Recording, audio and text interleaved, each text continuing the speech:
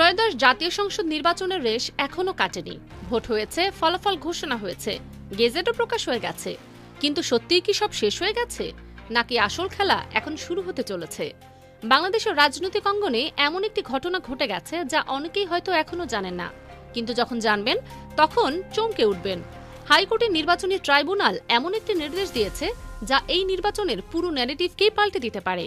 3টি আসনের সমস্ত ব্যালট পেপার, রেজাল্ট শিট সহ যাবতীয় নথিপত্র হাইকোর্টের হেফাজতে নেয়ার নির্দেশ দেওয়া হয়েছে।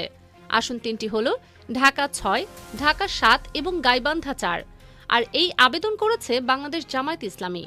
এই খবরটি শুনে অনেকের মনে প্রশ্ন জাগতে পারে, জামাত কি সত্যিই ফলাফল পাল্টাতে পারবে? এত বড় একটি শক্তির বিরুদ্ধে দাঁড়িয়ে কি আদৌ কোনো ফল পাওয়া সম্ভব? প্রশ্নগুলো স্বাভাবিক, কিন্তু যা ঘটেছে তা যদি গভীরভাবে বিশ্লেষণ করা যায় তাহলে বোঝা যাবে যে এটি নিছক একটি মামলা নয়, এটি একটি রাজনৈতিক ভূমিকম্পের পূর্বাভাস হতে পারে। গত 26 ফেব্রুয়ারি জামায়াতে ইসলামী হাইকোর্টে আবেদন করে। আবেদনে বলা হয়, এই 3টি আসনে ভয়াবহ রেজাল্ট ইঞ্জিনিয়ারিং হয়েছে, ফলাফল পাল্টে দেয়া হয়েছে, জামায়াতের প্রার্থীদের জয় ছিনিয়ে নেওয়া হয়েছে এবং বিএনপির প্রার্থীদের বিজয়ী ঘোষণা করা হয়েছে। বিশেষ করে ঢাকা 7 আসনের কথা বলতে গেলে বলতে হয় যে এখানে জামায়াতের প্রার্থী নিশ্চিতভাবে জিতেছিল। এটি কোনো গুজব নয়, কোনো দলীয় দাবি নয়। মাঠ পর্যায়ের তথ্য প্রমাণ, ভোট গণনার প্রত্যক্ষদর্শীদের বিবরণ এবং কেন্দ্র থেকে প্রাপ্ত রেজাল্ট শিটের সাথে চূড়ান্ত ঘোষিত ফলাফলের অমিল সবকিছুই এই দিকে ইঙ্গিত করে যে এখানে কিছু একটা ঘটেছে যা স্বাভাবিক নয়। এখন সবচেয়ে গুরুত্বপূর্ণ প্রশ্ন হলো, হাইকোর্ট কেন এই নির্দেশ দিল? একটু ভেবে দেখুন, হাইকোর্ট কি এমনি এমনি একটি নির্বাচনের সমস্ত ballot paper, result sheet, seal এসব নিজের হেফাজতে নেওয়ার নির্দেশ দেয়? উত্তর হলো না, কখনোই না। আইনের ভাষায় বলতে গেলে এই ধরনের নির্দেশ দেওয়ার জন্য কোর্টকে প্রাথমিক প্রমাণ পেতে হয়। অর্থাৎ জামায়াত যে অভিযোগ করেছে রেজাল্ট ইঞ্জিনিয়ারিং হয়েছে, সেই অভিযোগের সপক্ষে যথেষ্ট প্রাথমিক প্রমাণ কোর্টের কাছে উপস্থাপন করা হয়েছে এবং কোর্ট সেই প্রমাণে সন্তুষ্ট হয়েছে। প্রাথমিক প্রমাণ ছাড়া এই ধরনের নির্দেশ দেয়া আইনত সম্ভব নয়। এটি একটি অত্যন্ত গুরুত্বপূর্ণ বিষয় যা অনেকেই হয়তো খেয়াল করছেন না। এই জায়গায় এসে একটু পেছনে ফিরে তাকানো দরকার। নির্বাচনের রাতে কি ঘটেছিল সেটা মনে করুন। ভোট গণনা চলছিল, হঠাৎ করেই কিছু কিছু আসনে ফলাফল ঘোষণা বন্ধ হয়ে যায়। তারপর অনেকক্ষণ পর একটি সম্পূর্ণ ভিন্ন ফলাফল সামনে আসে। যে আসনে জামায়াতের প্রার্থী এগিয়েছিলেন সেখানে হঠাৎ করেই বিএনপির প্রার্থী বিজয়ী ঘোষিত হন। এটি কোনো একটি বিচ্ছিন্ন ঘটনা নয়, একাধিক আসনে একই প্যাটার্নে এটি ঘটেছে। ঢাকার বেশ কয়েকটি আসনে এই ধরনের ঘটনা ঘটেছে এবং এটি এখন একটি ওপেন সিক্রেট। জামাত প্রথম থেকে বলে আসছিল যে কমপক্ষে 30টি, পরে সংশোধন করে 32টি আসনে রেজাল্ট ইঞ্জিনিয়ারিং হয়েছে। দলটি এই বিষয়ে বিস্তারিত ডকুমেন্টেশনও করেছে। কিন্তু প্রশ্ন উঠতে পারে, তাহলে মাত্র 3টি আসনে মামলা কেন? বাকি আসনগুলোর কি হলো? এর উত্তর বেশ সরল।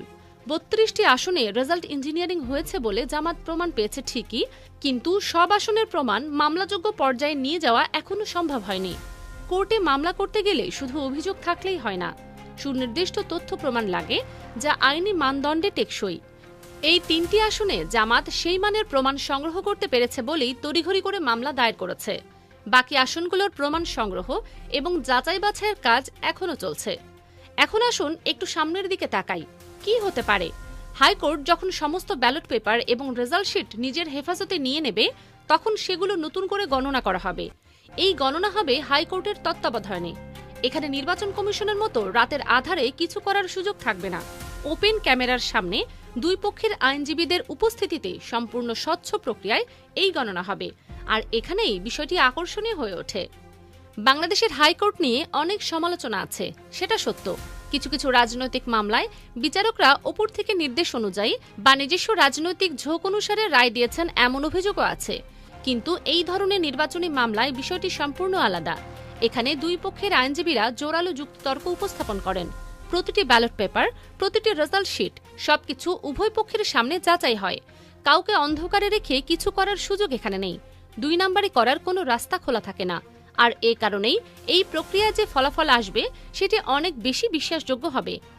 গত 19 ফেব্রুয়ারি গণপ্রতিনিধি অধ্যাদেশের 49 ধারা অনুযায়ী নির্বাচনী অনিয়মের বিরুদ্ধে আবেদন শুনানির জন্য হাইকোর্টে নির্বাচনী ট্রাইব্যুনাল গঠন করা হয়। একই দিনে সংশ্লিষ্ট বিজ্ঞপ্তিও জারি হয়। বিচারপতি মোহাম্মদ জাকির হোসেনের নেতৃত্বে একক বেঞ্চ এসব আবেদনের শুনানি গ্রহণ করবেন। বিচারপতি কোনো পন্থী কার দিকে তার ঝোঁক এসব নিয়ে কথা উঠতে পারে, কিন্তু বাস্তবতা হলো হাইকোর্টে এই ধরনের মামলার ব্যক্তিগত পছন্দ অপছন্দ নিয়ে কিছু করা যায় না। ব্যালট পেপার যা বলবে, রেজাল্ট শিট যা বলবে, গণনা যা বলবে সেটাই চূড়ান্ত সত্য হিসেবে সামনে আসবে। এবার আসুন রাজনৈতিক তাৎপর্যের দিকে তাকাই। জামাত শুরু থেকেই একটি ন্যারেটিভ তৈরি করার চেষ্টা করে আসছে যে এই নির্বাচনে ব্যাপক রেজাল্ট ইঞ্জিনিয়ারিং হয়েছে। জামায়াতের দাবি, এই ইঞ্জিনিয়ারিং এর পেছনে রয়েছে একটি শক্তিশালী নেক্সাস, যার মধ্যে রয়েছে বিএনপি, ভারত, যুক্তরাষ্ট্র এবং ডিপ স্টেট। এই ধরনের শক্তির বিরুদ্ধে লড়াই করা যে কতটা কঠিন সেটা সহজেই অনুপেয়।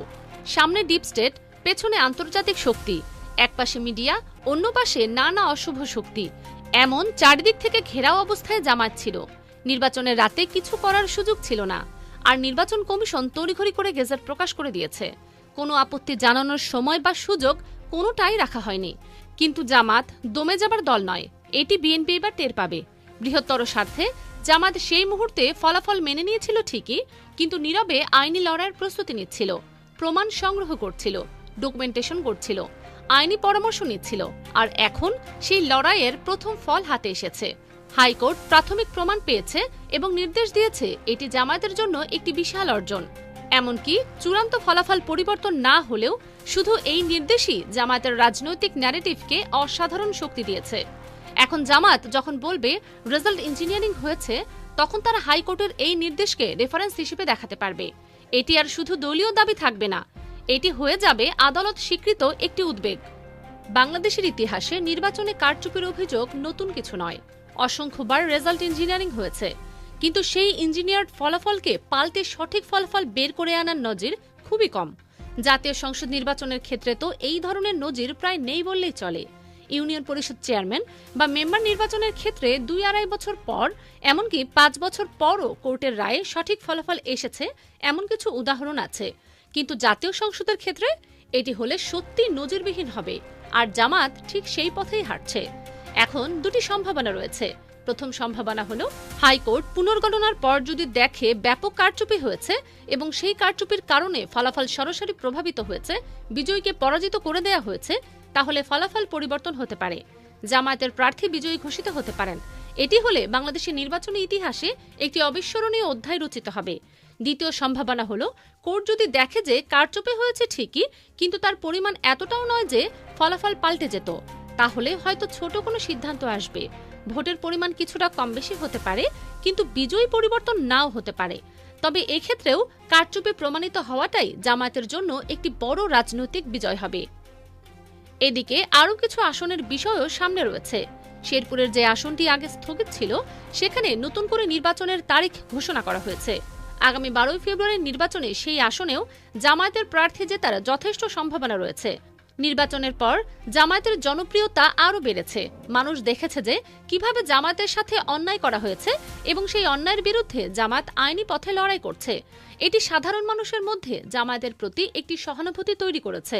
অন্যদিকে বগুড়ার যে আসনে তারেক রহমান প্রার্থিতা ছেড়ে দিয়েছেন, সেখানে বিএনপির জয়ের সম্ভাবনা বেশি বলে মনে করা হচ্ছে।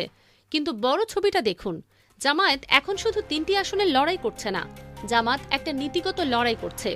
এই লড়াই সুষ্ঠু নির্বাচনের লড়াই, গণতন্ত্রের লড়াই, ভোটের অধিকার রক্ষার লড়াই। এই লড়াইয়ের মাধ্যমে জামাত একটি বার্তা দিতে চাইছে, যত বড় শক্তি বিরুদ্ধে দাঁড়াক না কেন, অন্যায়ের কাছে মাথা নত করবে না জামায়াত। আইনের পথে, সংবিধানের পথে গণতান্ত্রিক উপায়ে লড়াই চালিয়ে যাবে। এই মুহূর্তে পুরো দেশ তাকিয়ে আছে হাইকোর্টের দিকে। ব্যালট পেপার যখন হাইকোর্টের হেফাজতে যাবে, তখন নতুন করে গণনা শুরু হবে। তখন কি বেরিয়ে আসবে সেটা দেখার জন্য পুরো জাতি অপেক্ষা করছে। যদি সত্যি রেজাল্ট ইঞ্জিনিয়ারিং প্রমাণিত হয়, যদি ফলাফল পাল্টে যায়, তাহলে এটি শুধু 3টি আসনের বিষয় থাকবে না, এটি পুরো নির্বাচন নিয়ে প্রশ্ন তুলবে। বাকি আসনগুলোতেও কি হয়েছে সে প্রশ্ন জোরালো হবে। আর জামাত বাকি আসনগুলোর প্রমাণ সংগ্রহের কাজ চালিয়ে যাচ্ছে। একটার পর একটা মামলা আসতে পারে। বিএনপি কি বুঝতে পারছে কি হতে চলেছে? জামায়াতকে এত সহজে ছেড়ে দেওয়ার পাত্র মনে করা ভুল হবে। জামায়াতে ইসলামী কি জিনিস সেটা বিএনপি এবার হাড়ে হাড়ে টের পাবে। এক অসম প্রতিকূলতার মধ্যে জামায়াত থেমে নেই, লড়াই চালিয়ে যাচ্ছে এবং এই লড়াই থেকে অপ্রত্যাশিত নজিরবিহীন অবিশ্বাস্য ফলাফল আসলেই আসতে পারে। ভোটের ফলাফল পাল্টে জামায়াতের আসন সংখ্যা বাড়লেও বাড়তে পারে। সময়ই বলে দেবে শেষ কথা কার।